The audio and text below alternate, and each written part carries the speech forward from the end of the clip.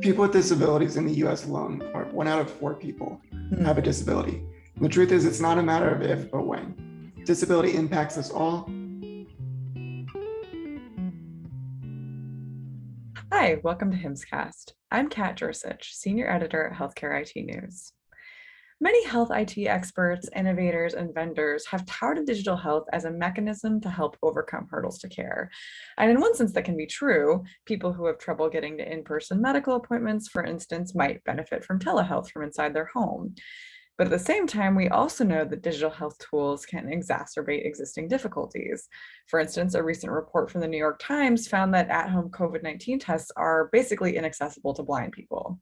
So here with me today to discuss the accessibility and inaccessibility of web tools and how developers can address web inequalities is Josh Basile, Community Relations Manager at accessiBe.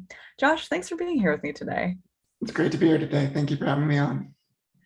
Let's just get started by talking a little bit about you and your role at accessiBe. So how did you get involved and what's the company's mission? So I got involved in this space because of a disability that occurred in my life when I was a teenager. I was 18 years old. I was on a family vacation at the beach. And while in waist-high water, a wave picked me up, threw me over my boogie board and slammed me on my head. Oh my And that day I shattered my neck and became a C4-5 quadriplegic. And since then, being paralyzed below my shoulders and a power wheelchair user, I very much learned the power of my voice and making sure that I could advocate not only for myself, but for others, and creating a better future, a more inclusive future. So with going back to school, went to community college, then undergrad, and then graduated magna cum laude from law school. And now I'm a practicing attorney and disability rights advocate. And with all of that, I try to get involved with in as many ways to break down barriers for people with disabilities, and whether that's transportation, employment, independent living, or web accessibility. And since COVID began with the pandemic, the internet to me it was a catalyst to say, you know what, we need to do something, or more so now. And I really found out about accessiBe and really loved what they were doing. And they're really kind of changing the conversation around making websites accessible and in a scalable way. So there's 7 million websites right now that meet accessibility guidelines on the internet, but we still have hundreds of millions more websites that do not. So as an advocate, I wanted to do something about it and joined accessiBe as their community relations manager. That's amazing. And I'm just thinking about how I think the pandemic and the internet too presented ways that digital health and digital health tools can help bridge some of the gaps and kind of address some hurdles for people who might have trouble reaching care and who might have trouble reaching physicians and things like that. But it can also, as you said, present hurdles. I mean, you mentioned again that there are hundreds of millions of websites that aren't accessible. So what are some roadblocks that you're frequently seeing with regard to digital accessibility? So with websites, it's people with disabilities in the US alone, are 1 out of 4 people have a disability. And the truth is, it's not a matter of if, but when. Disability impacts us all, whether it's us individually, our family members, our friends.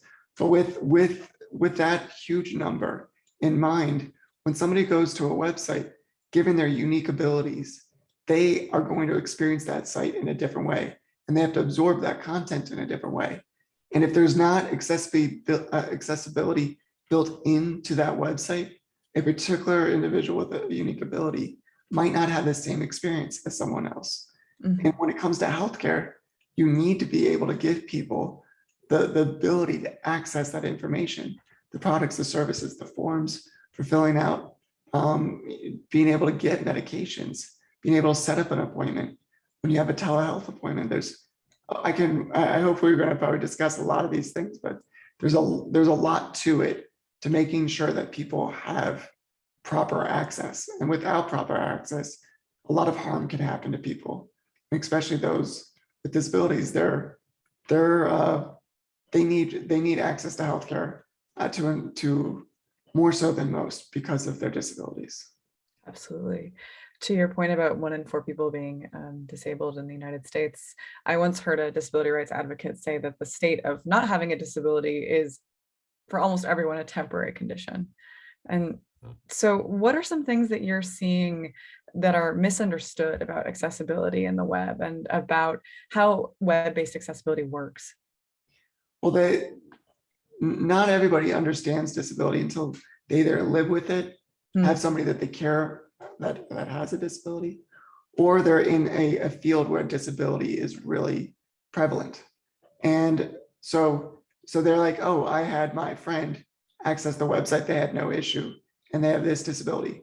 But guess what? There's more than one disability that exists. So you have to think of it broader to making sure that you're welcoming to all that come to your website. You know, it's people with disabilities, they want to be a part of accessing the information and absorbing it.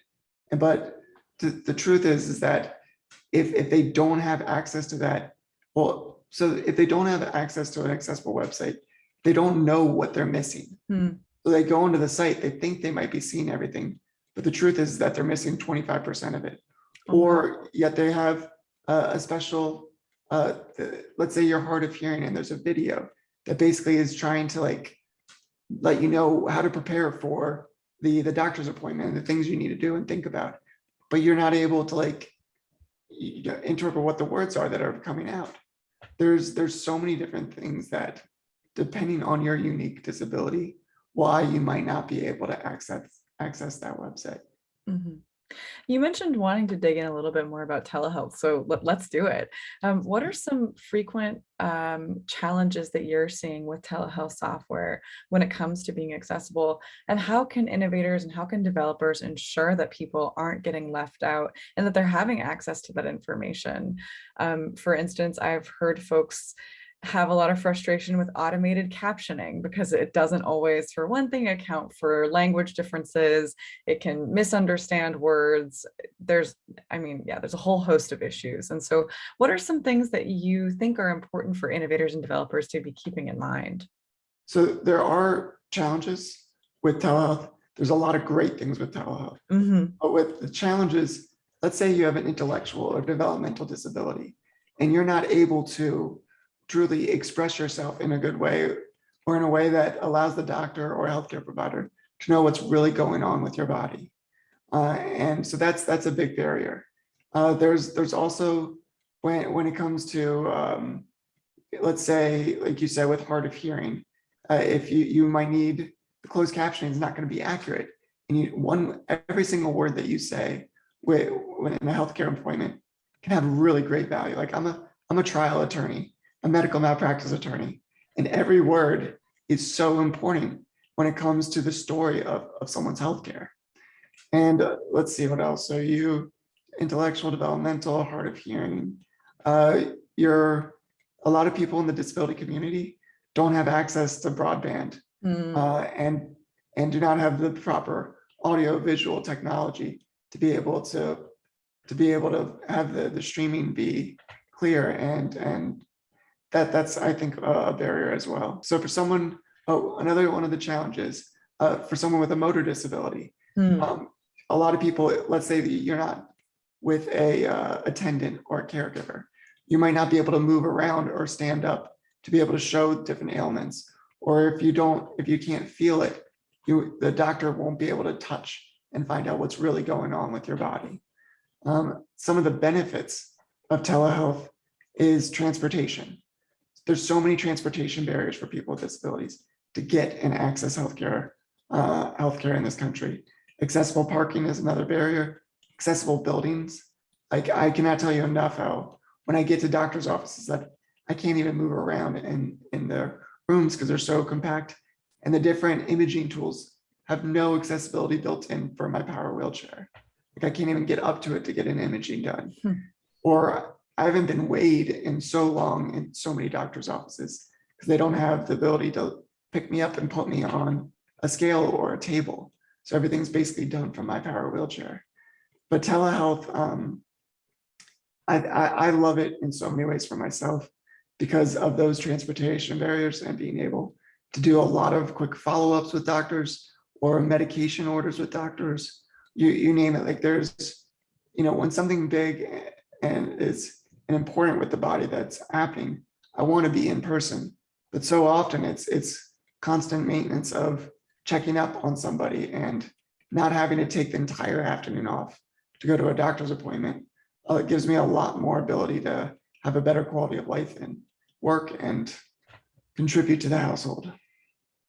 Absolutely, that makes a lot of sense. As you're describing the process of going to the doctor, it's just so striking that a medical professional who ostensibly has the needs of patients centered in their care would not have what strikes me as sort of basic accessibility needs. And maybe that also sort of trickles that down into healthcare websites, where in your experience, are you seeing that kind of failure to address accessibility needs mirrored in clinician websites or sort of other healthcare digital technologies?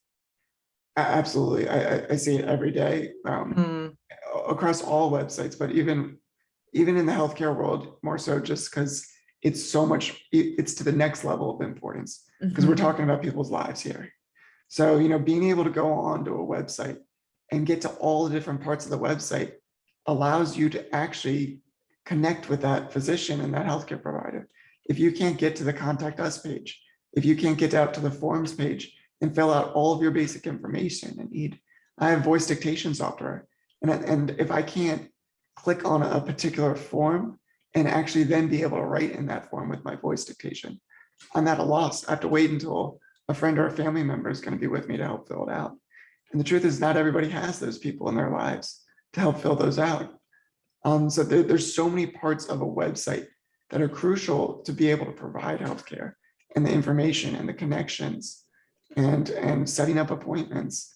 And even like if you're trying to find a healthcare provider, mm. if the website's not accessible and you're blind and you're going in to see who's in network, but you can't see whoever's in network to be able to give you the care, that's a really scary thing. So it's website accessibility, web accessibility on healthcare websites are life-changing and life savings. So I urge any healthcare provider that is listening to this to like think about what they can do to check in to find out if their website is accessible. So like with accessiBe, if you go to accessiBe.com/ace, you can do this free audit where you put your Mm. link to your website in, and it tells you all the different areas that you're great with accessibility, and then all the different areas where you're falling through the cracks and people are not able to access the different headers, navigation, forms, you name it. There's so many different parts of a website that exist that you need to kind of build it out properly to make accessibility be at the forefront. Absolutely. What I'm hearing you describe in some ways is sort of intentionally viewing care, whether that's virtual care, in-person care, through a deliberate lens of ensuring that everyone will be able to have access to it, which in some ways feels like a very sort of basic step. But on the other hand, it seems as if you do need sort of third party auditors or services like accessiBe to be able to say, okay, your one friend was able to access this website, but another person with a different ability can't. And that is an enormous problem. And, and it's also, You, oh, go ahead, sorry. you need to make it sure that websites are accessible to all and truly usable by all. Mhm. So one of the things that I love most about accessiBe is that they have an access widget, which is a Mm, little icon on the side of the screen. A lot more people are seeing these every day now on websites where you click it and it brings up accessibility options, all these profile systems. So if you have epilepsy, you click mm, the epilepsy profile, it turns off all flashing images. So you don't trigger a seizure. There's cognitive disability filter. There's an ADHD filter for focus. There's a motor disability profile, a blind, low vision profile. The thing that I love about these profiles is it creates usability based on that unique visitor's abilities. And mm. for me, I think it creates like a superpower because it gives you like a choice and to have, how do you want to experience this website? How do you want to navigate it? And there's all these other options of customization that you can have to really create the experience of your choice. That's great. Yeah, I love that individualized user profile aspect, because obviously what one person might find accessible and usable, as you mentioned, another person might not. And that is something that I think we're moving a little bit more toward, in terms of health IT and health tech, more of an individualized approach to care. But I don't know if we're quite moving toward an individualized approach to the platforms for that care, if that makes sense. And so it sounds like you're describing something that would be a more individualized approach. But it's important for it to be individualized Mhm. because you're wanting to create experiences for that unique person.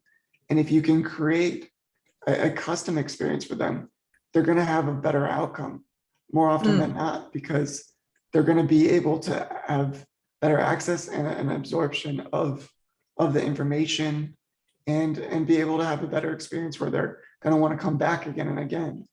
And it's so, I think you were saying earlier as well, which I liked it, with making a website, it's just not one and done. Mhm. It's a journey. You have to check in to make sure your website is continually accessible to all abilities. Because every day, every time you update a website, it changes. And that change needs to be accessible. You need to have images with alt text so that a blind user can go on and be able to know what that image says. If it's a chart, what is that chart saying? If you have no idea, if it just has no alt text on it, it's just going to say image, image, image. Mm. And that's all they know, that there's an image there, but they have no idea what that is. So one of the cool things with the Access widget with accessiBe as well is that it utilizes artificial intelligence, where every 24 hours it scans the website to find different bugs or holes in the accessibility. And then it creates the ability with the usability profiles and to be able to kind of go over top of that and make it accessible based on those user profiles in that session for that individual, which is awesome. So every 24 hours, it takes a look at the site. You did mention something that I wanted to touch on, which is how organizations can benefit from making sure that their websites and digital health tools are accessible to the maximum number of people. I know that there's also obviously a legal aspect to that in terms of the ADA and making sure they're compliant, but what are some other benefits that organizations can glean from ensuring that their digital health tools are able to be used by patients and by individuals? So first and foremost, you're going to be able to create better outcomes, healthier patients. But really with the disability community, when I said earlier that we're talking about 1/4 of the US population. So right now, if you don't have an accessible website, you're limiting and not welcoming as many different potential clients and people to help. So it's really, disability community is the most untapped market in the US right now. And by making your website accessible, you are opening the doors to millions of new people. You're also going to get in touch with a community, a population that is the most brand loyal community. When people with disabilities are taken care of, they don't forget it. They come back again and again and again as repeat customers, because so few places offer high levels of accessibility. And when we do find it, we not only come back ourselves, but as natural mentors and advocates, we recommend it to our friends and family. We're amazing advertisers for businesses that try to say, you know what, we want to do more to help people with disabilities. And at the end of the day, people with disabilities in the US have billions of dollars in spending power. We're talking just in the US, I think last year alone, it was like $490 billion of spending power. And you know what? So if you talk about not just doing it for compliance purposes, do it because it's a smart business decision, and it's the right thing to do as well. Well, thank you so much, Josh. This has been a great conversation, and I've learned a lot about website accessibility, and I appreciate you coming on today.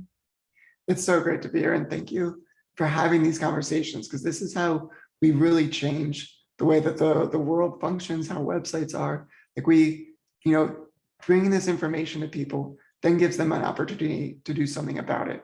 So I hope everybody then goes look at your website, find out if it is accessible. And if it's not, let's find ways to make it accessible and take the steps that needed to like open your doors to so many people that need help. Wonderful. And thank you so much to our listeners. If you liked this podcast, go ahead and rate and review us on Apple Podcasts, and stay safe out there.